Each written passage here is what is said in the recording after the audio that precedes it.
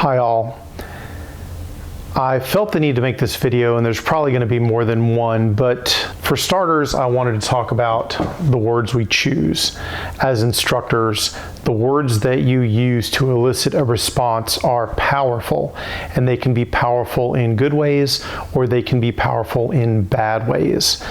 And I have heard way too many times instructors say, punch the gun out. I continue to hear it, like even as often as a few weeks ago I heard that. And I understand what they're trying to get is a relatively rapid draw. And that makes sense because we don't have all day to draw our weapon.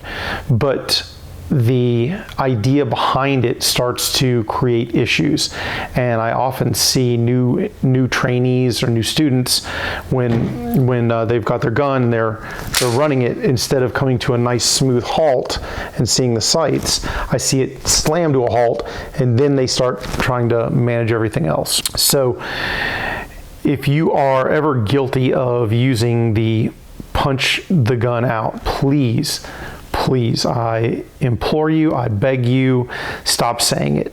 If you want any number of reasons or other people who you can talk to about it, I got you. Hit me up in the comments, guys, down below. The problem when the gun slams to the halt is the sighting system goes all over the place.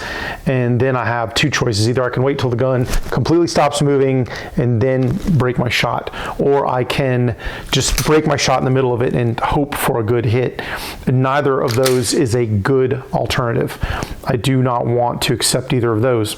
There are two individuals that I know of who describe a draw in the following manner, and those two, by the way, Gabe White, Jared Reston. Fast, smooth. The idea behind it being I can go fast to the gun with no detriment. Like there's no penalty for going fast to the gun, and there's no real penalty for coming up fast to my two-handed grip. But once I've achieved that, then I need to smooth things out, take up the slack on the trigger, see what I need to see before I make that final press.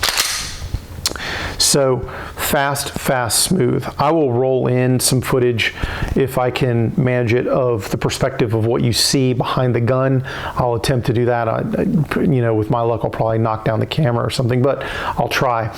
But it's as crazy as it looks here, it looks even worse when you're behind the gun. Like you seeing it from the side, it tells some of the story, but not all of it.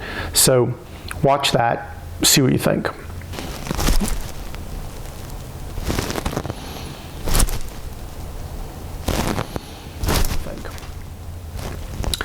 Now that you've seen that, understand that there's a lot that happens that I'm out of control of when I let it slam to a halt. The gun tends to bounce up and down, side to side, or even in a circle when I do that. At really close range, maybe it does not matter, because as we know, like when there's no distance, then our ability to get away with things is pretty simple. But any real distance starts to magnify errors. And so what I can get away with at 3 yards, 5 yards, 7 yards, as soon as I start hitting 10, 12, 15 yards, most shooters who don't have a decent command of those fundamentals, that's when I start to see accuracy issues really start to manifest themselves, much less 25 yards. Like 25 yards is where everything really has to come together, and more so obviously as distance increases. A pistol, any of these pistols that we play with, for the most part, they're 100-yard guns. It wouldn't be the gun that I would pick to shoot 100 yards if I had a choice, but oftentimes life does not give us choices. So back to what I was saying, guys, for my first iteration of stop saying that, please stop saying punch the gun out.